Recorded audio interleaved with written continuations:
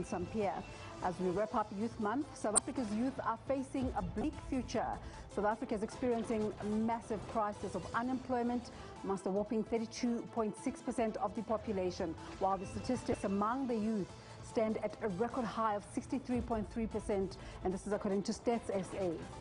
Is there political will to tackle unemployment? Job cuts also mean a bigger pool of unemployed people, and should the economy recover, it is those with experience who will be more appealing to potential employers. Social experts have touted the basic income grant as a way to relieve those desperate for an income.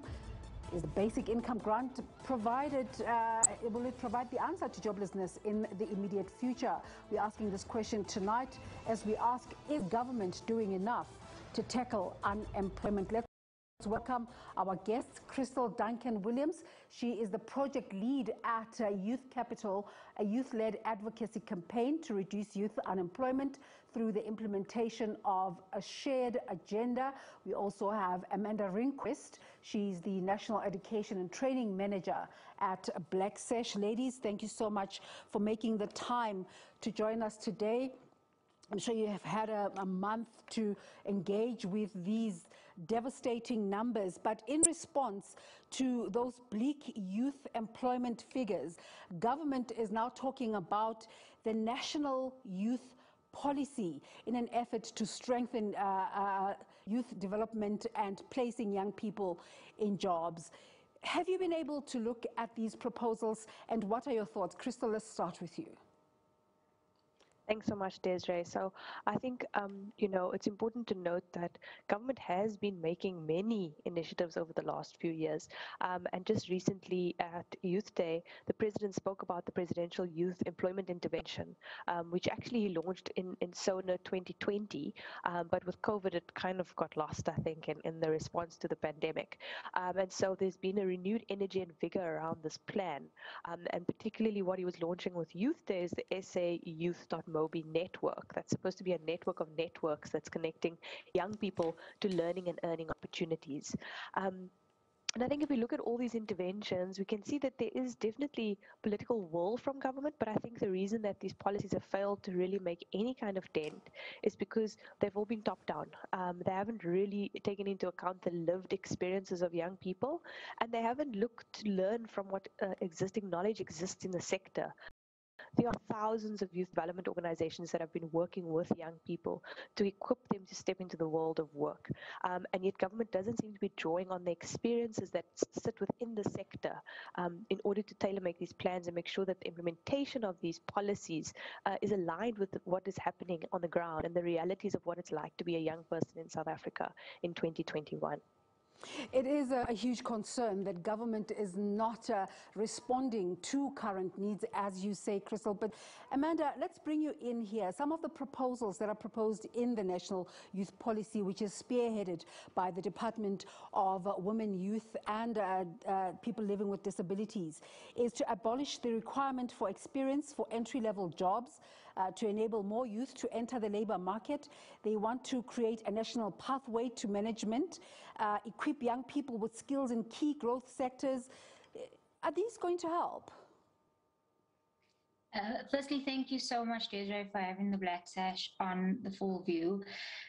I think that we have had a situation over the past few years where government has touted unemployment to be the silver bullet, the thing that's going to solve, or job opportunities as the thing that's going to solve unemployment in South Africa. But what we don't often discuss and what isn't addressed by the South African government is that unemployment is structural in South Africa.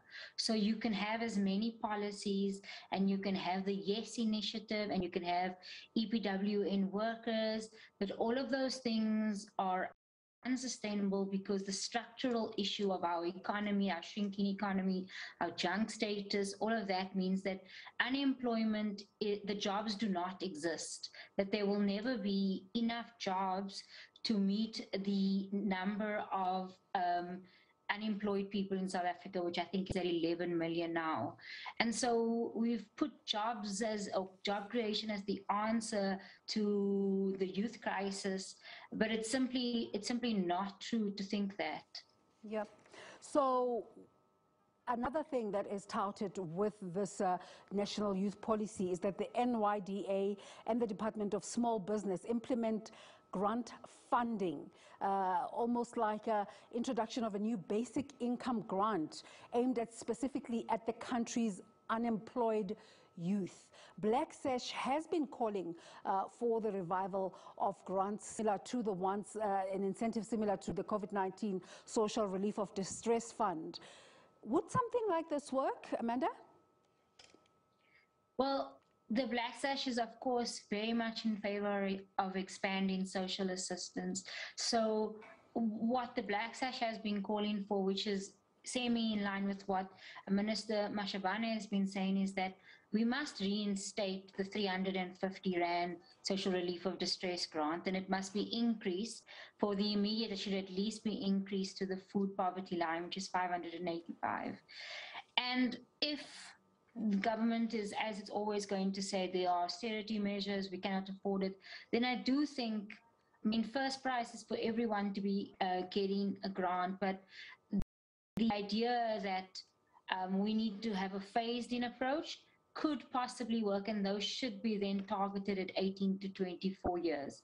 But what we do know is that it should not be as low as the 350 Rand grant, because then the 350 Rand grant is not a suitable amount of money to meet people's basic needs, especially when people are traveling so far to access those 350 Rand grants. Krystal, so the Black Sash is not a... No, sorry. You're welcome to finish your point. So the Black Sash is not opposed to government phasing in basic income support for those who are 18 to 24. But at the very least, especially now during COVID, we must reinstate the 350 Rand grant for everybody.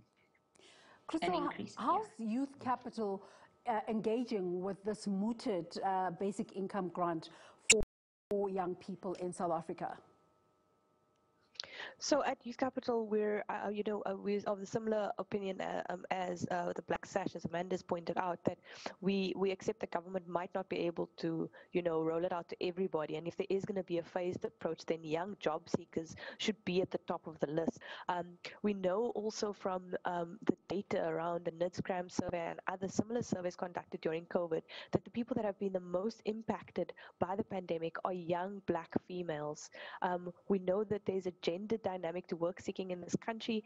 When surveyed, a lot of young people in that exact age group, if you compare males and females, there are far more females who say they are unable to look for work because of family responsibilities. So the cost of job seeking, I think, is vastly underestimated. A study from the University of Johannesburg from 2018 put the costs near 900 Rand a month in some instances just to look for work.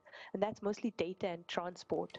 Now, how are young people supposed to afford that on a monthly basis and still feed themselves? When often there aren't any other breadwinners in their home and they're all relying on some kind of grant. So I think when we look at what the cost of job seeking is, and then you add into that the gender dynamic that females face when they have to find childcare just to be able to attend interviews and go and look for work, a basic income grant would be a life-changing opportunity for young people. We have these millions of young people that are discouraged and say that they've given up looking. And actually, when you delve into it, it's not that they've given up hope of ever finding a job. It's just when you ask them, they say, well, I can't look now because I don't have the money to do that.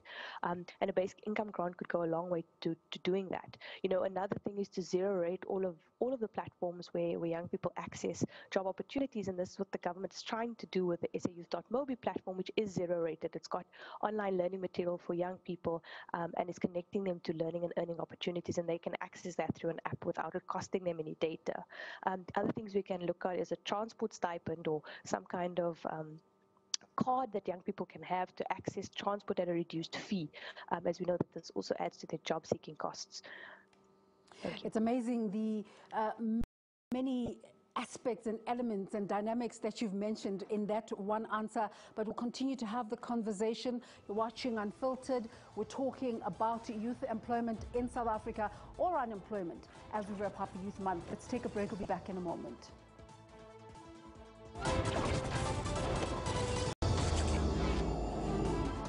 Welcome back and thanks for staying with Unfiltered here on S3, and we're talking to two ladies from Krystal. Duncan is the project lead at Youth Capital, and Amanda Rinquest is the National Education and Training Manager at Black Sash, about youth unemployment in South Africa, the shock job numbers, and a plan to give the basic income grant to people under 35.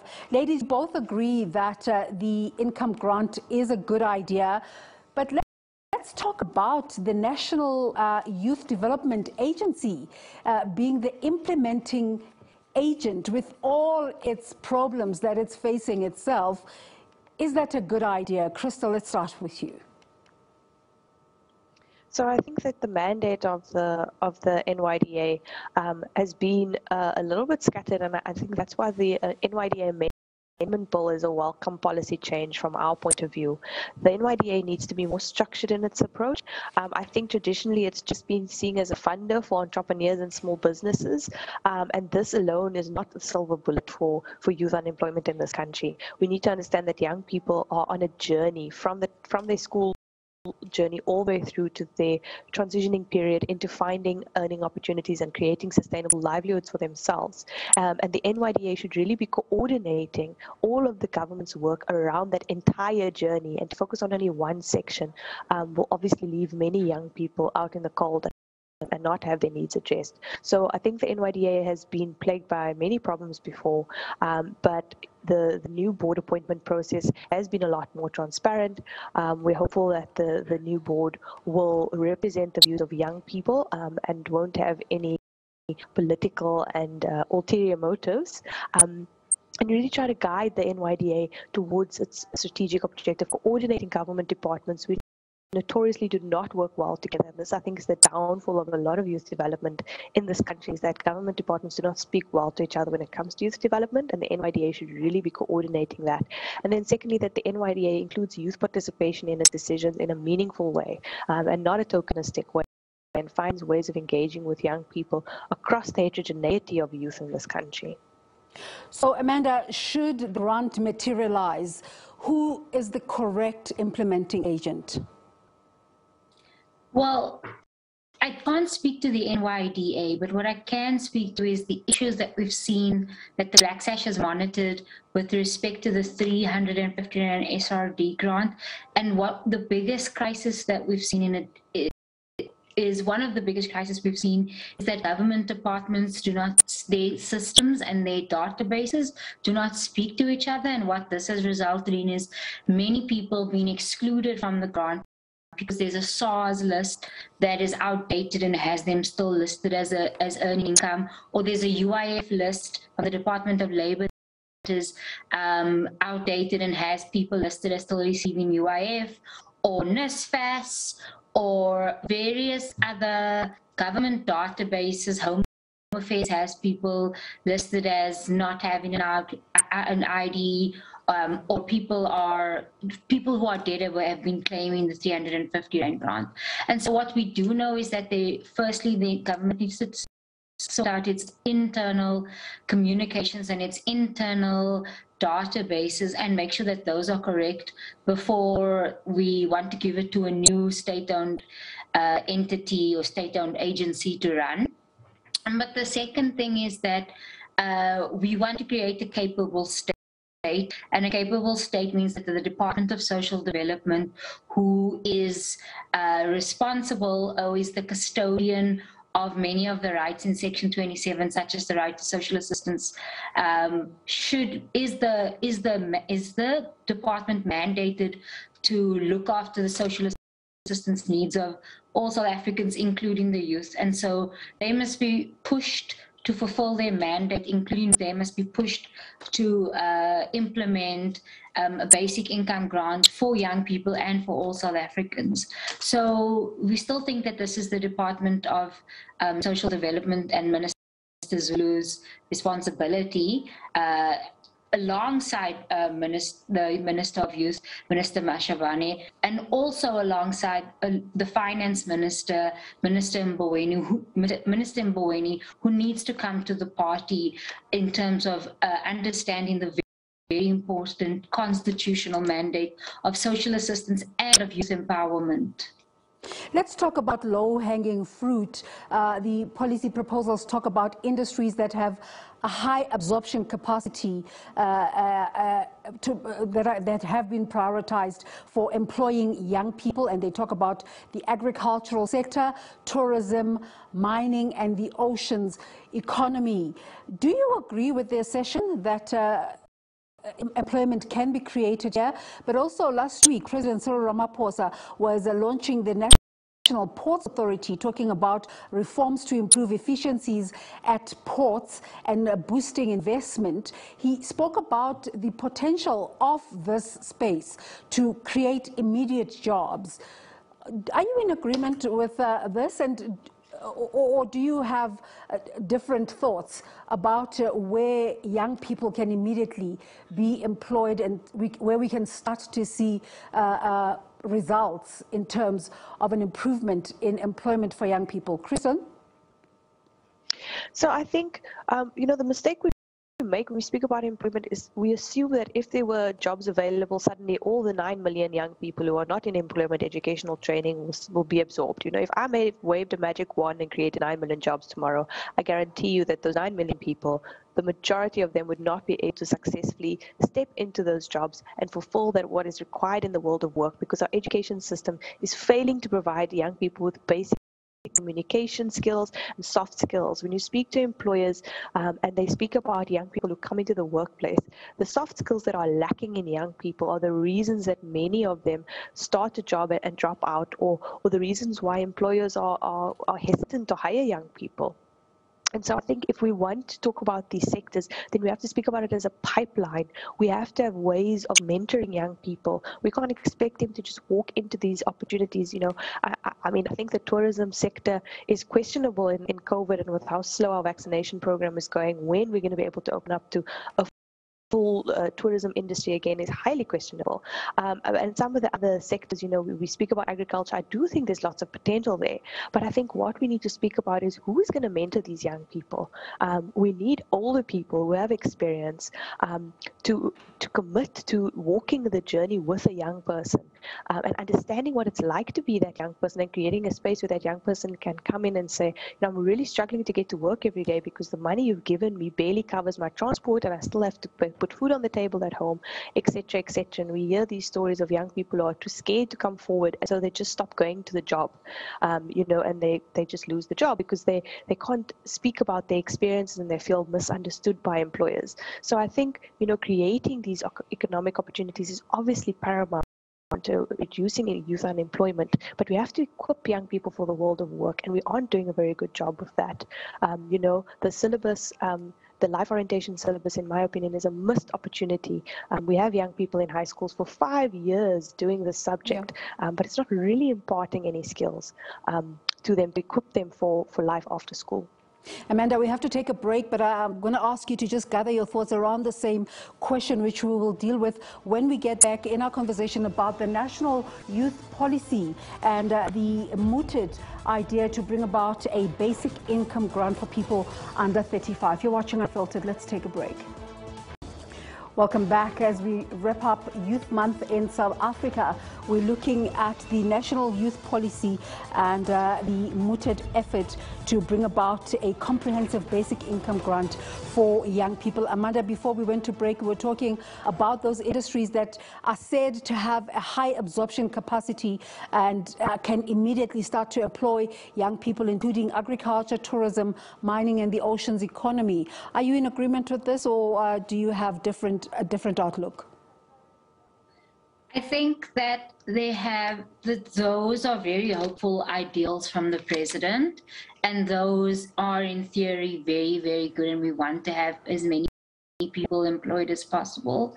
But the truth is that research has shown, and I'm no expert on this, but research has shown that there has been a deindustrialization in South Africa, that we're not a labor intensive economy. We export certain things, we import certain things, but apart from the mining sector and the agricultural sector, which has become more and more automated, the truth of the matter is that the jobs that exist in South Africa do not have a matched skill set because of some of the issues that Krystal raised about the education levels or how we are preparing people for work. But the truth of the matter is that, like I said at the beginning, there is structural unemployment. So we could have all these ideas about a ports and an oceans economy, like the president has suggested, but these are not in any way an answer for today or for tomorrow or for next week and people's hunger. These are industries that the South African economy is going to have to develop and begin to expand and invest in those industries. They're not, as the president said, jobs that are immediately available today. And so we have to begin to ask the question about what we do about people's hunger today and what we do about the humanitarian crisis that's happening right now in South Africa. And so what the Black Sash has said and what others have said is that we must have a plan that is both jobs and basic income support related, that those two things must work hand in hand, and we must begin to grow the economy for jobs, but we must also meet people's basic needs for food, water, and shelter right now. Krystal, when we started the conversation, we were talking about the numbers that came out of the quarterly labor force survey, but from everything we've discussed today, it's pretty clear that the situation is so much more desperate for young job seekers. And there's that sentiment that both the private and the public sector do not fully understand the needs of young people.